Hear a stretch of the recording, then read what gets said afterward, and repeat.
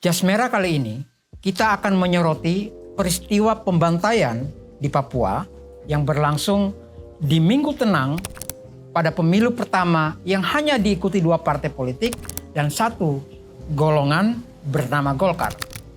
Namanya adalah peristiwa 1977. Itu terjadi di minggu akhir April di tahun 1977.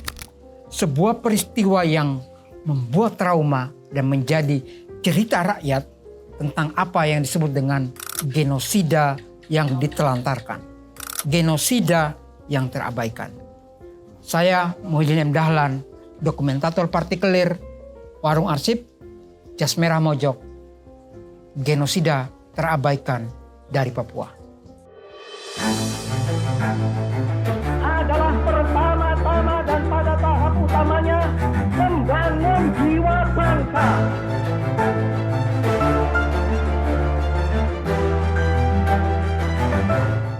Bagaimana saya mengetahui apa yang terjadi di Papua atau genosida terabaikan ini, atau pers yang terkini menulisnya dengan peristiwa tahun 77? Apakah karena di tahun, apakah karena di bulan, di tanggal T saat itu terjadi begitu ramai diberitakan? Jawaban saya tidak sama sekali. Ini peristiwa yang hilang dari halaman utama sejarah publik. Saya justru mulai mengetahui peristiwa ini dari beberapa berita koran daerah setempat di internet yang baru-baru.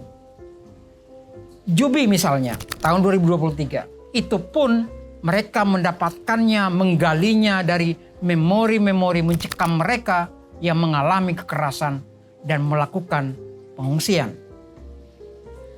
Diksi pengungsi menjadi begitu diksi yang sangat sakit.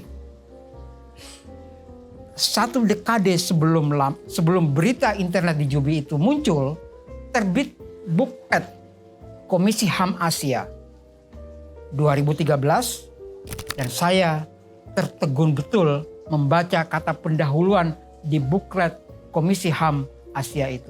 Di paragraf 2, kira-kira buklet itu ngasih kisi-kisi. Pemilu 77, operasi militer di dataran tinggi Papua, di Wamena, operasi militer, pembunuhan massal, itu diksi-diksinya ya, pemerkosaan, penyiksaan, dan yang terbunuh lebih kurang 5.000 sampai 10.000 orang. Laporan Komisi HAM Asia ini ngasih judul Neglected Genocide, genosida yang terabaikan. Menyebut pembantaian hingga 10.000 orang itu, saya kira bukan soal main-main. Tetapi di pihak pelaku pembunuhan, angka 10 ribuan ini tentu bukan prestasi hebat ketimbang 6 bulan pertama setelah 65. Tapi bukan itu yang ingin saya soroti di Jas Merah Mojok kali ini. Yang ingin saya soroti adalah bagaimana soal ini tidak ada dalam memori orang Indonesia. Dan bagaimana hal itu bisa terjadi. Bagaimana kita lupa secara massal. Bagaimana kita dilupakan secara massal. Bagaimana itu bisa terabaikan. Mari kita menuju tahun kejadian perkara di tahun 77 itu. Berdasarkan keterangan Komisi HAM Asia itu, peristiwa genosida 77 itu terjadi di sekitar pemilu 77. Fokus di kalender pemilu 77 itu. Saya dibantu oleh seorang sejarawan muda dari Klaten, S1, S2, dan teman sejarawan muda ini tekun sekali mengulik sejarah Klaten di tahun 65. Dan kayaknya S3-nya juga dia akan mau ngambil sejarah Klaten. Saya minta kepada teman saya yang dari Klaten ini, tolong dicari, tolong dibukakan semua koran nasional yang tersedia. Ya, di Perpustakaan Nasional, cari berita dengan topik Irian Jaya. Dulu bukan Papua ya, Irian Jaya. bulan April, tolong apa saja yang ada Irian Jayanya, ambil.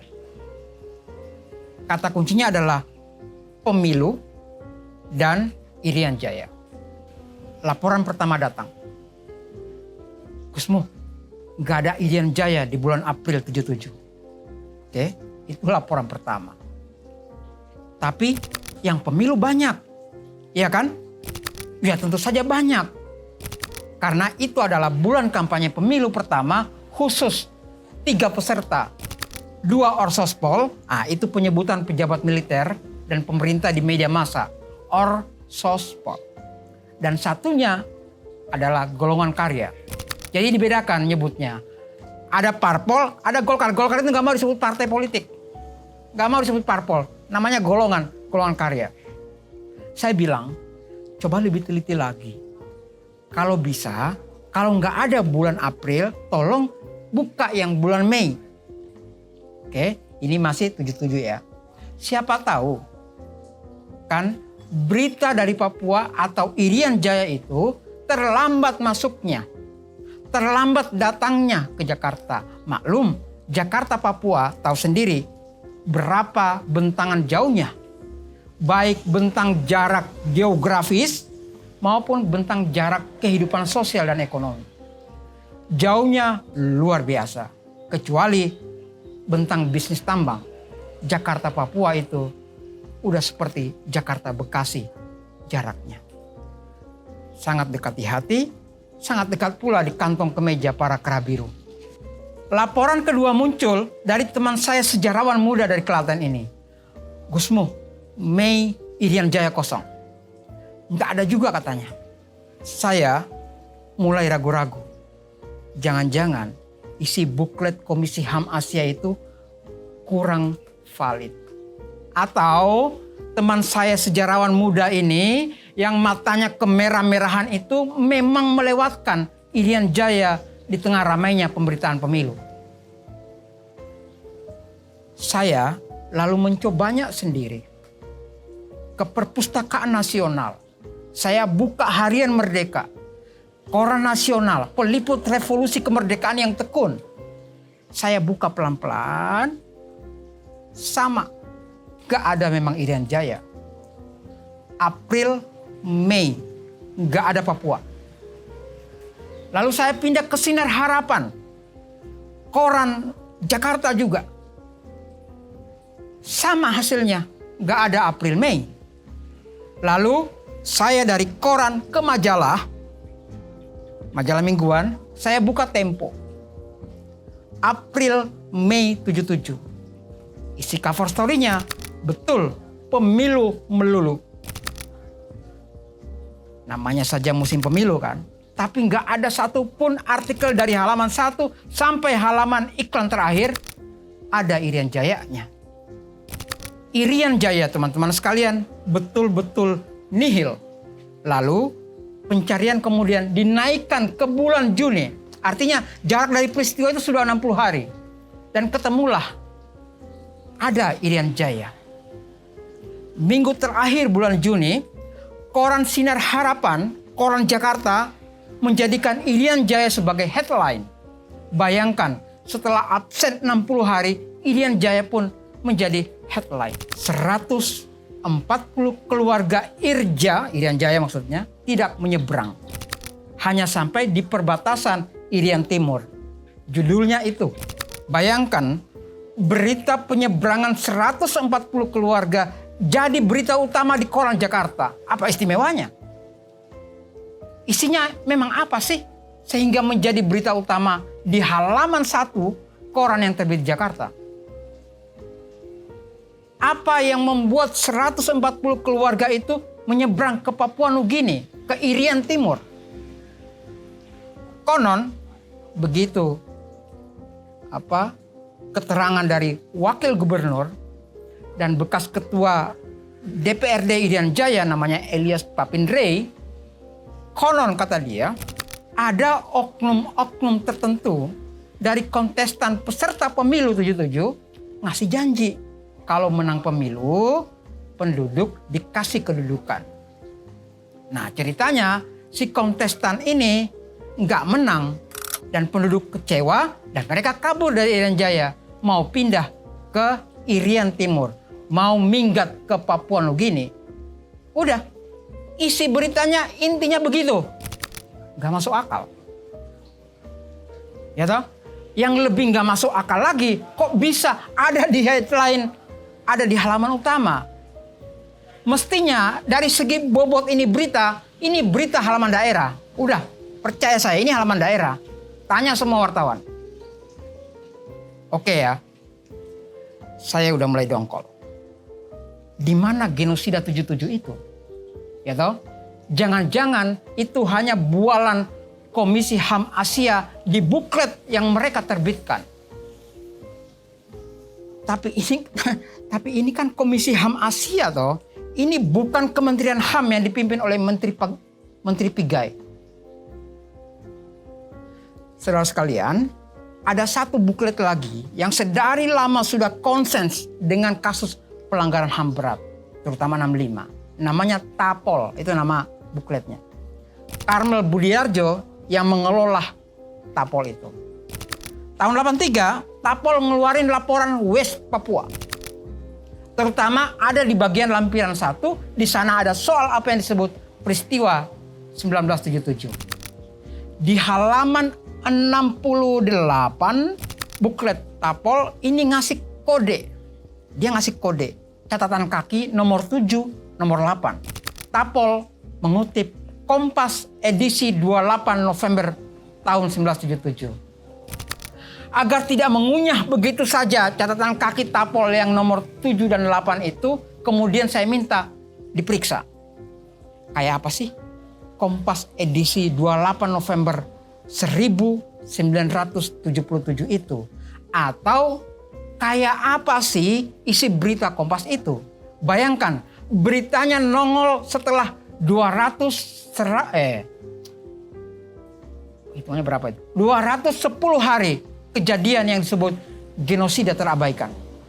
Peristiwanya di bulan April, beritanya akhir November. 210 hari. Saya minta lagi kepada teman saya sejarawan muda dari Klaten yang kuliah di UNY untuk S1 dan UGM untuk S2. Perpustakaan buka di hari pertama setelah Lebaran, saya minta tolong agar Kompas bulan November 77 periksa semuanya. Enggak lama setelah itu, clipping Kompas yang dikutip buklet TAPOL itu kemudian terpampang. Judulnya adalah Mereka yang Terpaksa Mengungsi. Kompas 28 November 1977. Ditulis oleh S.T. Sularto. Di halaman 7, jadi benar kan, masuknya memang halaman berita daerah. Poin utama berita Kompas itu tetaplah tentang berita pengungsian. Bayangkan itu. Sama dengan Sinar Harapan di bulan Juni yang sudah diperlihatkan tadi. Membaca berita Kompas terpaksa mengungsi ini, abaikan semua doktrin bahwa semua informasi yang sifatnya intinya ada di paragraf pertama. Abaikan semua itu. Jika kalian biasanya sudah merasa cukup puas kalau membaca 1-2 paragraf di halaman awal, pastilah tidak akan mendapat apa-apa dari berita Kompas 28 November ini. Mesti harus dipelototin baris demi baris. Ini saya kira yang dilakukan oleh Karmel Budiarjo sehingga Kompas ada di catatan kaki buklet TAPOL ini. Yang dikutip di buklet TAPOL itu ada pada berita di baris 204 sampai 209. Loh, Gusmu, kenapa kok tahu secara presisi barisnya itu? Ya karena saya hitung manual. Bayangkan dia nongolnya itu di baris 201, bukan di halaman di baris 1 atau 2. Jadi paragrafnya itu judulnya begini, kira-kira begini. Coba baca ya. Sedangkan di pihak para pengacau, korban banyak sekali. Dikatakan Sungai Baliem di seputar bulan Mei itu berhanyutan mayat. Sehingga selama 1,5 bulan banyak penduduk yang tidak sampai hati makan ikan. Dari cara penulisan pengacau, Kompas sudah pasti melansir bukan dari pihak Irian Jaya, bukan pula dari pihak Kompas itu sendiri. Diksi korban banyak sekali, diksi sungai, diksi mayat, diksi ikan mengingatkan kita, Anda semua, dengan diksi-diksi di tahun 65. Sungai Bengawan Solo, Sungai Kali Brantas, diksi mayat-mayat yang hanyut. 5.000 sampai 10.000. Komisi HAM Asia mengeluarkan angka untuk korban banyak sekali. Tuh loh, korban banyak sekali, nggak ada angkanya loh. 5.000 sampai 10.000 orang untuk mayat di sungai. Di laporan Tapol itu, setelah mengutip Kompas soal korban banyak sekali itu, kemudian naruh kutipan dari clipping koran luar, koran The Times. Isinya apa? Isinya adalah militer Indonesia pakai pesawat tempur Bronco OV-10. Nggak mungkin Anda dapatkan informasi ini di koran Indonesia manapun. Di koran The Times, clippingnya, saya ulang sekali lagi, ada diksi tentang pesawat tempur itu yang bantuan Amerika untuk apa? Nembakin dan ngebom desa-desa di lembah Baliem. Desa-desa yang melingkari instalasi tambang emas dan tembaga Freeport. Genosida terabaikan. Dengan bom, lu lihat tadi, dengan pesawat tempur, itu semua untuk melindungi imperium tambang Freeport. Itu clipping dari The Times. Itu laporan Komisi HAM Asia. Semua cerita traumatis itu tidak pernah sampai ke publik. Nggak ada bom, nggak ada pesawat tempur, dan nggak ada peristiwa 77. Seperti itulah operasi penulisan sejarah itu bekerja. Apalagi koran-koran di Jakarta masih belum habis traumanya atas pemberedelan koran setelah kerusuhan Malari tahun 74.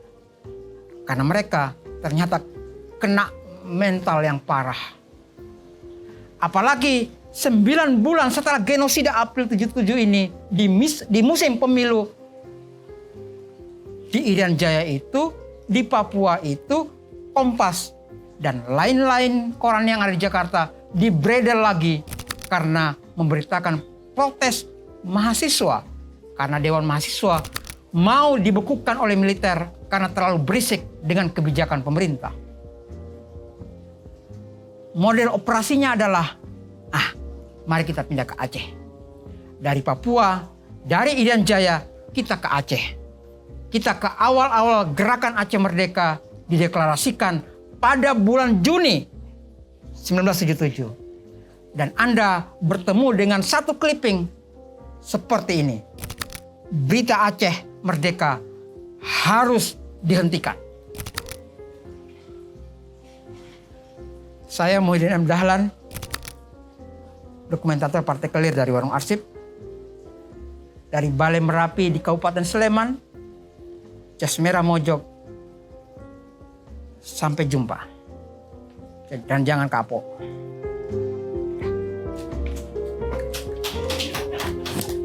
Coba.